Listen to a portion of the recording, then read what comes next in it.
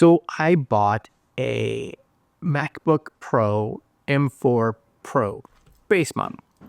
And I wanted to let you guys know kind of why I decided to do that and maybe why you should do that, possibly.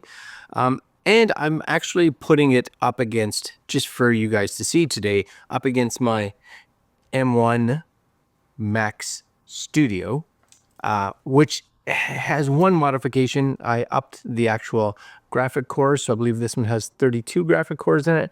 But we'll do some testing today so you guys can see some scores with things like Geekbench and then some other benchmarks. But because I don't completely think benchmarks are reason enough to buy a machine, because I think it's just it's a nice number. So I'm actually going to run it through some tests that I would actually use these computers for, mostly video editing, to see how it compares. Now, the first thing is I upgraded from a basically first gen M1 MacBook Pro. They came out in 8 gigs and 16 gigs. I had the 16 gigs. But recently, I think with all the updates that have been coming out with software and of course cameras requiring more power to handle the footage, I was having some stuttering issues for sure with the M1, so it wasn't playing smoothly. Now, of course, I could put it down into like their proxy mode and then it ran fine. Just overall, I've been using my MacBook or laptop, of course, more often because I'm doing some more like work outside of here. And because of that, being able to bring my computer with me, edit there, and not have to stare at it for like an hour while it's working was kind of important. So I wanted a machine that gave me similar power to my Mac Studio, because that even today I'm very, very happy with. So I did run through some tests, and I got my sheet of paper here, number one, because you guys may care, I don't know if you do, in regards to things like benchmark scores. Comparing this with the Mac Studio to my M4 Pro MacBook Pro 14-inch, again, base. Let's look at some scores. So Geekbench, the single core, which, you know what, single core, 2389. Now you guys can put it up against whatever you want, but 2389 multi-core came out at 12210. The M4 Pro 3571. So again, we're seeing a nice increase in single core speed. And then when we see multi-cores kick in, all the way up to 19,364. So yeah, that's a nice jump. And of course, both those numbers show that the M4, not Max, was beating my M1 Max Studio. So cool, but also sad, because you know what? That machine was expensive. So when we go to another program like 3D Mark, they allow you to run this Steel Nomad Lite. Now, they don't have a dedicated Mac version, but of course, because the iPhones and iPads all run the same architecture, you can run the actual iPhone version on your desktop. So I actually put it up against my iPhone 16 as well. So the iPhone 16, 1484, yep. The M1 Max, 7025. And the M4 6681. So at this point, because of the extra cores, graphics cores, I think that the actual M1 has in it, it was able to surpass it, but very close, and both actually handled it very, very nicely.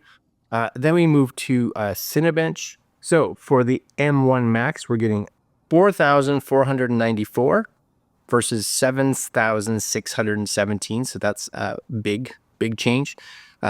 Then we had down to 638 versus 1,284.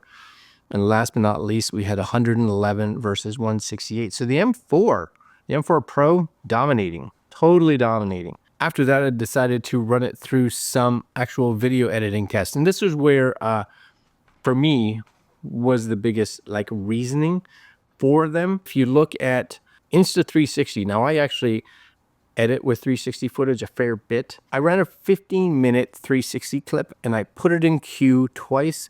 One was actually exporting just a standard high def 16:9 clip from the 360. After that, we actually queued up a 360 export. So it would export in 360 with all the stabilization on it. And again, a 15-minute clip, basically exporting twice, one in HD, one exporting in 360.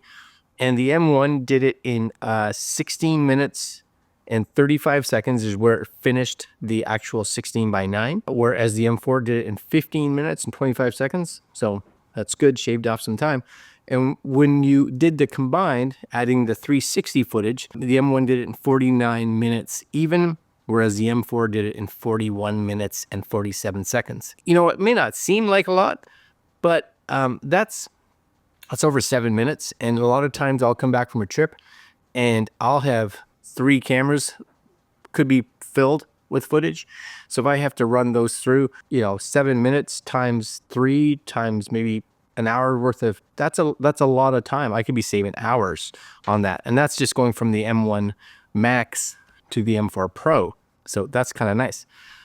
We also did a DaVinci render. So I took a 10-minute clip that I actually had a fair bit of modifications to it. And the M1 did the render in a 1 hour, 6 minutes and 56 seconds versus the M4, which did it in 57 minutes and 40 seconds. Again, shaving off time, so that M4 is doing pretty good.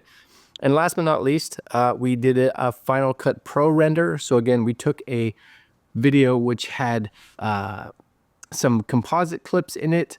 We had about four or five layers of video. We had color correction on there. We had stabilization on there. We had all kinds of effects on it. The M1 did it in 2 minutes and 27 seconds, and the M4 did it in 2 minutes and 19 seconds. You know what? There was a few times in the benchmarks that the Mac Studio looked like it may be possibly faster, but with all practicalities, the M4 Pro it's faster. Now, if you have an M1 Studio or an M1 Max, is it worth getting rid of that and going to the next one? No, I don't think so, because they're close, right? They're close. But if you have an M1, just standard M1, we don't even see this here, but the M1 Max just destroyed the M1. I think the M4 is about time, right? If you have an M1, whatever, Air or an M1 Pro or an iMac M1, going to an M4 is actually a good jump. And of course, the other thing is that the M4 with the 14-inch versus the 13-inch has much more ports, right? It's got those 3 USB-C ports. It's actually got the MagSafe port. And probably the biggest one, at least for me, is it has an SD card reader.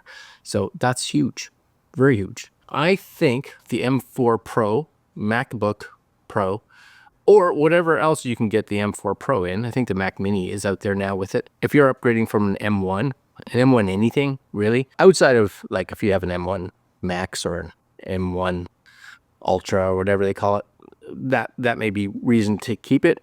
But anybody else, it may be time to upgrade. Unless you're waiting for maybe an M4 Studio with the Max in it, then maybe hold off for that, because that thing's going to be smoking.